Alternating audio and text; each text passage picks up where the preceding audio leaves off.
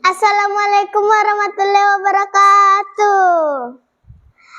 Daerah kita banyak cerita, dari yang seram sampai yang lucu. Budayakanlah cerita kita, agar semua orang pun tahu. Dewan juri yang saya hormati, serta teman-teman sekalian yang saya cintai. Jalan-jalan ke Kabupaten Jeneponto, jangan lupa membeli coto. Perkenalkan, nama saya Sri Alisa Al-Fatina dari SDN 8 Bangkalak Barat, Kabupaten Jeneponto. Hai teman-teman semuanya, kali ini Sri akan menceritakan cerita dari Kecamatan Bangkalak, Kabupaten Jeneponto, Provinsi Sulawesi Selatan yang berjudul Asal Mula Kerajaan Bangkalak. Kisah ini diambil dari buku sejarah awal Kerajaan Binamu dan Bangkalak yang ditulis oleh Ian Caldwell dan Wayne Abogas.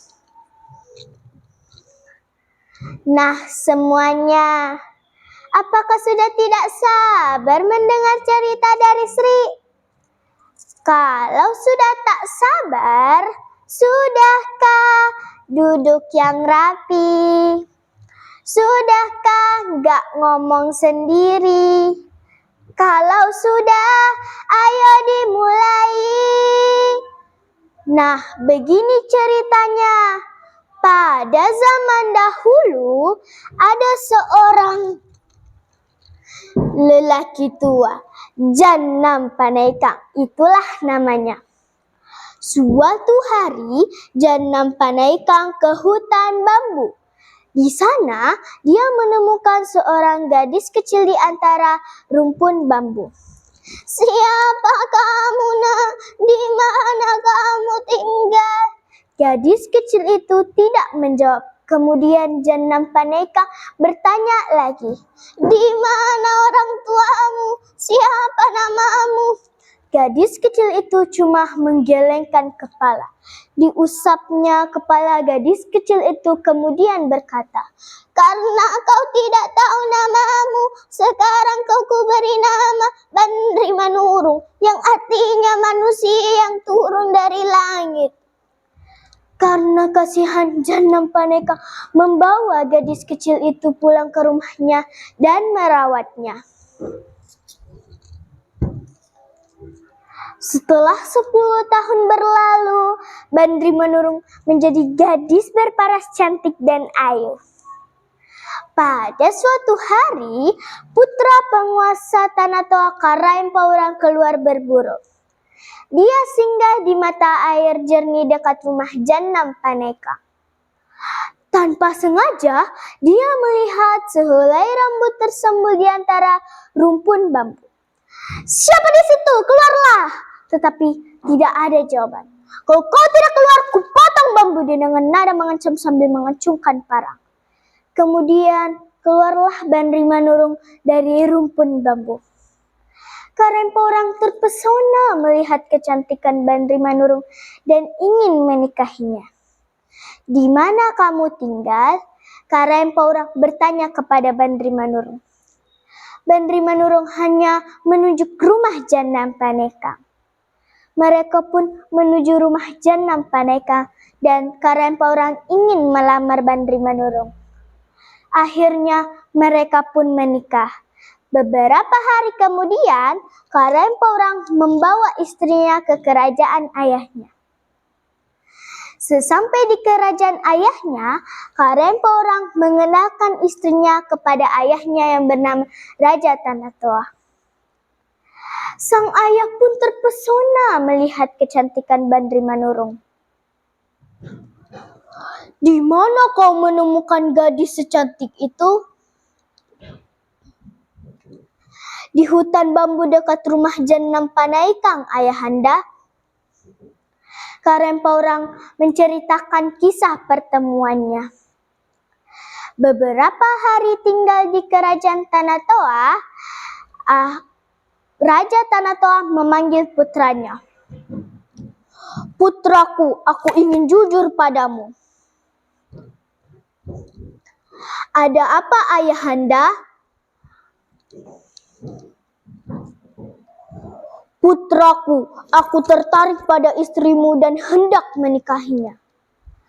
Karempourang terkejut mendengar ucapan ayahnya. "Ayah, dia istriku, dia milikku, tidak seorang pun bisa menyentuhnya atau nyawa taruhannya." "Putraku, jika kau tetap mempertahankan istrimu, maka nyawaku juga taruhannya." "Baiklah ayah, jika itu maumu, maka aku terima tantanganmu." Mereka pun bersitegang. Akhirnya Karempourang membawa kembali istrinya ke hutan bambu untuk mempersiapkan diri menghadapi serangan ayahnya. Melihat kecemasan suaminya, Bandri Manurung menenangkannya. "Tidak perlu takut suamiku, aku akan ikut berperang bersamamu walaupun nyawaku juga taruhannya. Itu lebih baik daripada aku harus menjadi istri ayam." Karempourang terharu mendengar ucapan Bandri Manurung. Pada saatnya tiba, ratusan prajurit dan Raja Tanatoa tiba di hutan bambu. Tampak tak ada kecemasan dari muka Karempourang. Tiba-tiba Bandri Manurung menarik tangan Karempourang dan berbisik, "Ikuti aku suamiku." Mereka berlari di rimbunan pohon bambu dan para prajurit dan Raja Tanatoa mengejar Karempourang dan Bandri Manurung. "Ho ho ho ho, aku tidak pernah membesarkan anak sepengecut kau," ketus Raja Tanatoa. "Aku siap ayah." Mendengar ucapan anaknya, dengan geram Raja Tanatoa memerintahkan para prajurit untuk menyerang Karempourang dan membawa Bandri Manurung. "Prajurit, serang!" Tiba-tiba hal yang mustahil terjadi. Ribuan pohon bambu tercabut dari akarnya dan mengalahkan para prajurit dan Raja Tanatoa hingga tewas. "Ada apa dengan bambu-bambu itu?" Karempourang terkejut dengan hal itu. "Aku yang memerintahkannya suamiku. Aku memiliki kekuatan gaib untuk memerintahkan bambu-bambu itu," kata Bandri Manurung. Mereka pun meninggalkan tempat itu dan membiarkan mayat-mayat itu membusuk.